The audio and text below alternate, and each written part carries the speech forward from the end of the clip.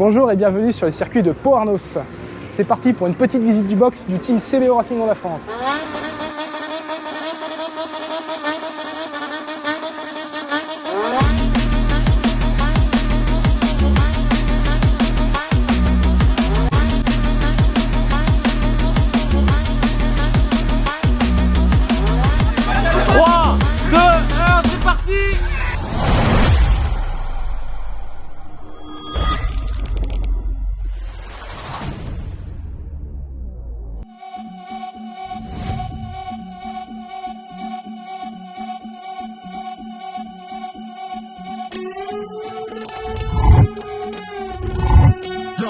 Get the speaker box loud, hitting that stuff till you hearing that sound.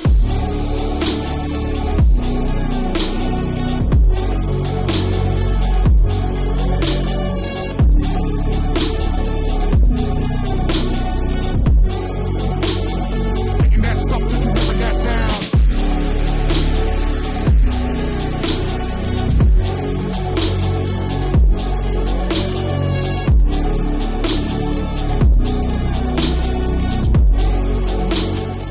Nous voici ensemble sur le point de découvrir la 5e manche du championnat de France Superbike. C'est bien sûr au circuit de Pau. Après s'être arrêté un peu plus en détail sur chaque pilote, je vais te proposer de faire un petit peu plus connaissance avec le team. Et je laisse donc la parole à Grégoire, chef mécanicien du team. Alors bonjour, je m'appelle Grégoire Péton, j'ai 22 ans. Alors je suis au sein du team CBO Racing Honda France depuis ses débuts, donc depuis l'année 2021. Actuellement mon rôle dans le team c'est chef mécanicien, c'est-à-dire qu'à l'atelier j'effectue la préparation des motos, je gère tout ce qui est logistique, je conduis la semi-remorque également. Tout ce qui est commande de pièces, gestion de stock, ça c'est moi qui gère. Et ensuite sur les circuits, là je suis plus sur la moto d'Alan Techer. En binôme avec Germain du coup sur la moto d'Alan et puis voilà en gros mon rôle au sein du team. Moi c'est Germain, je suis mécanicien dans le team. Moi je suis sur la moto d'Alan, en fait on a la moto, on est 2 mécaniciens par moto. Moi je m'occupe de toute la partie avant de la moto et on s'occupe aussi des chronos quand il roule. Alors quand tout va bien, on fait surtout du réglage et du changement de roue. Après, quand ça va un peu moins bien, faut réparer la moto et du coup on s'occupe de ça, quoi.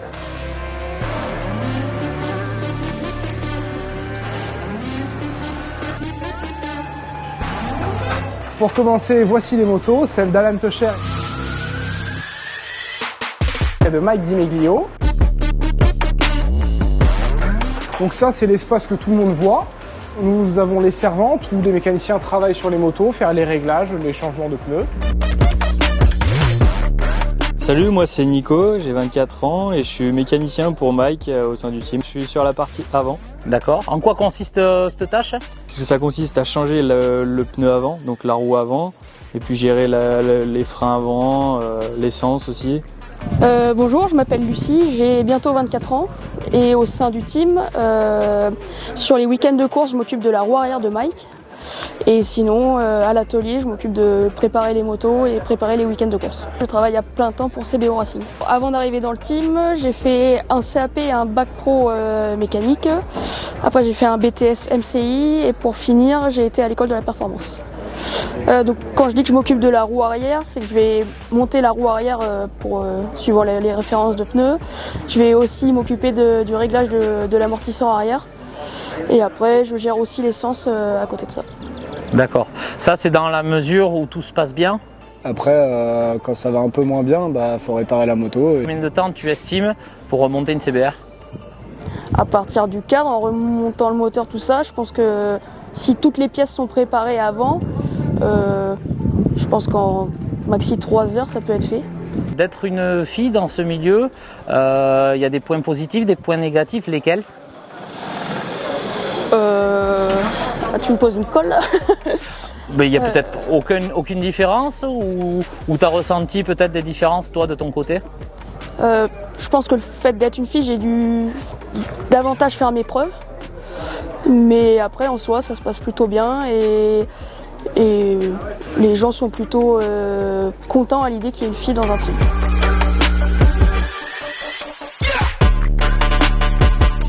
On peut venir maintenant ici plus dans le box où nous avons l'espace ingénieur, où là les pilotes viennent ici avec leur ingénieur pour débriefer après les séances. Bonjour, je suis Jérôme, je suis ingénieur au sein du team Sebo Racing avec Alan Tescher. En quoi consiste cette tâche jour par jour? Peux-tu me décrire un petit peu les différents steps?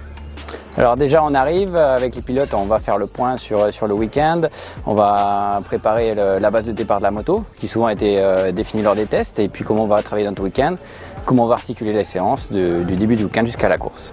D'accord, très bien. Avec les mécanos tout à l'heure, ils ont dit que par exemple sur des séances d'essai ou sur des qualifications, vous programmiez un petit peu les différents arrêts qu'ils peuvent faire pendant ces séances afin de tester plus de choses. C'est pourquoi exactement? Alors tout à fait, en fonction de ce qu'on veut tester, on va programmer 1 ou 2 arrêts dans la séance, suivant si on veut essayer différents pneus, si on veut essayer différents setups châssis ou électroniques sur la moto, ou alors si on veut faire des long runs et tester la durée de course. D'accord, très bien. Ce circuit, tu le connais particulièrement ou pas plus que les autres? Ça se passe comment pour toi? Alors, moi je suis du sud-ouest, donc je connais bien ce circuit. C'est, depuis qu'on fait le FSBK avec Sebo, on y vient chaque année, donc ça fait partie des circuits sur lesquels on se retrouve. Ouais. On continue, voici donc le couloir pour rentrer dans le box et l'envers du décor, ce qu'on ne voit jamais. Ici, nous pouvons voir un espace de rangement et l'espace où nous travaillons sur les suspensions. Lorsqu'on fait les réglages d'amortisseurs, nous utilisons donc la presse pour changer les ressorts et cet outil pour varier la longueur de l'amortisseur. Plus en arrière dans le box, nous pouvons voir l'espace pneumatique, très important. Donc les chariots à roues, lorsque les techniciens pneumatiques se déplacent chez Michelin pour faire changer les pneus.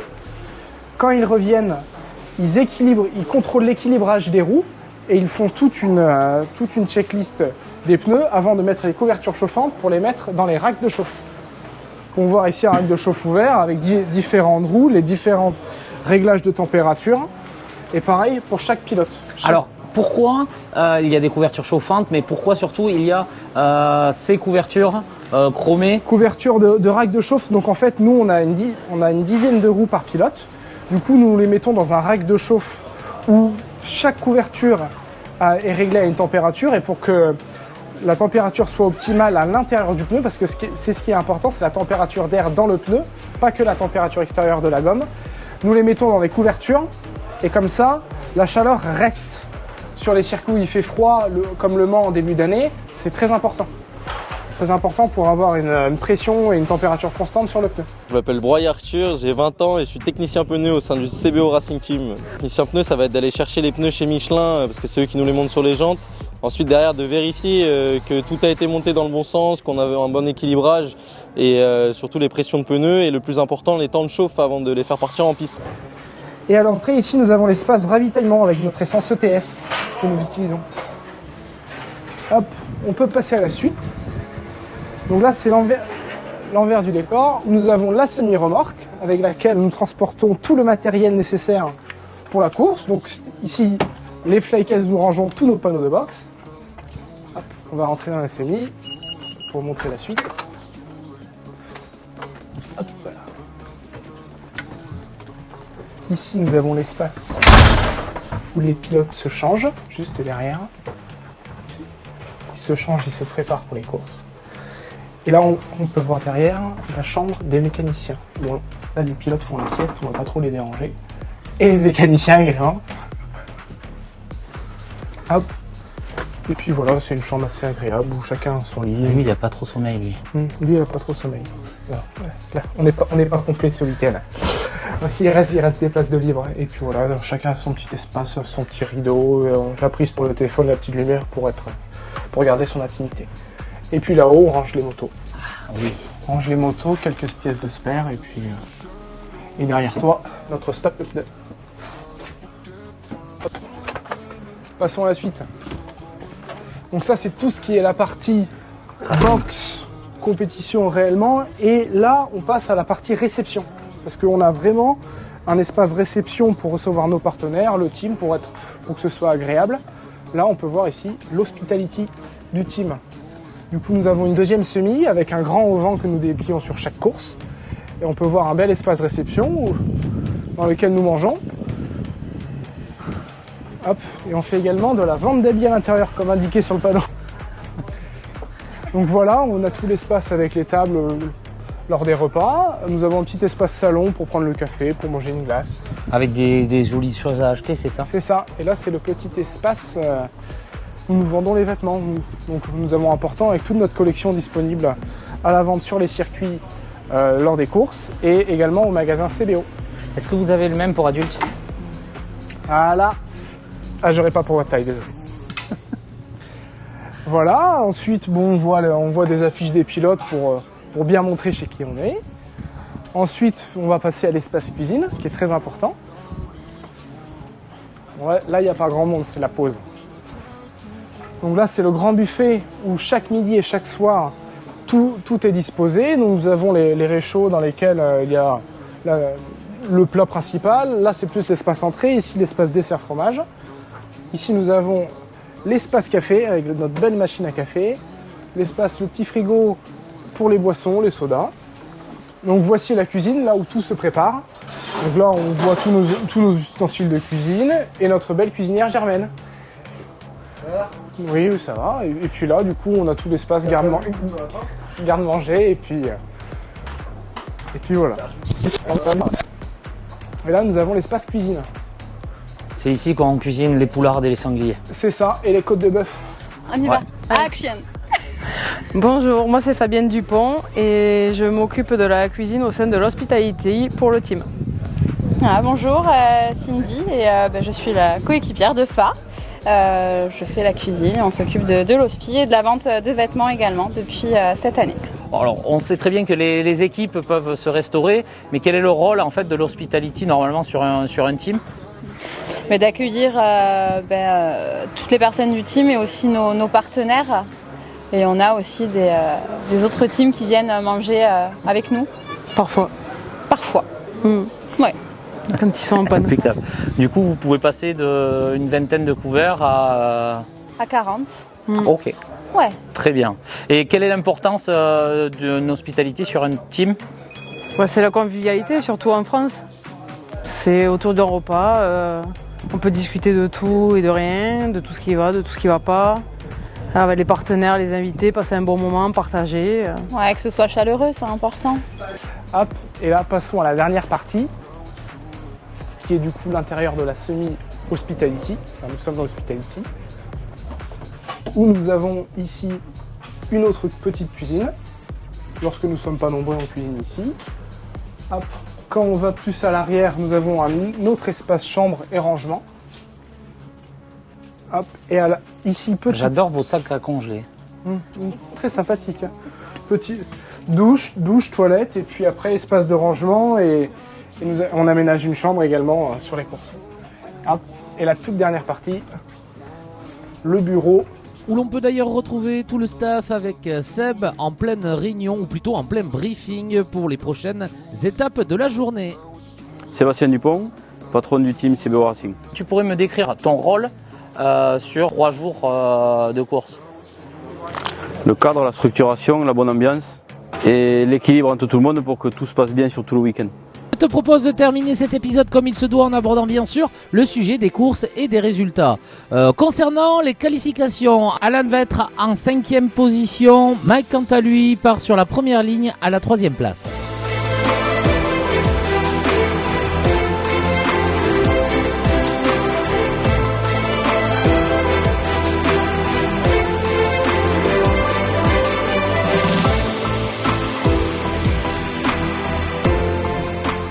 À l'issue de cette première course, Alan va terminer à la 3e place et Mike à la 4e.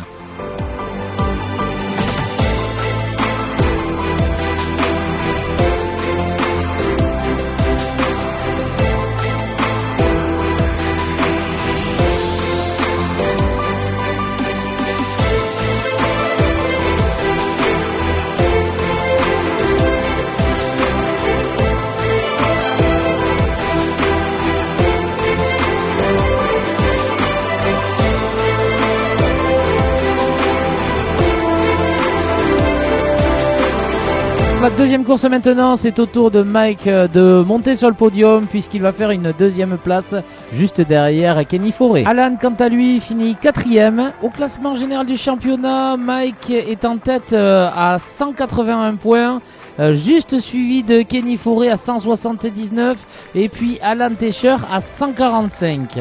Je vous donne donc rendez-vous à Carole pour la prochaine manche. Si tu as aimé cette vidéo, n'hésite pas à t'abonner à cette chaîne et à lâcher un petit like. Et je te dis à très bientôt sur les circuits.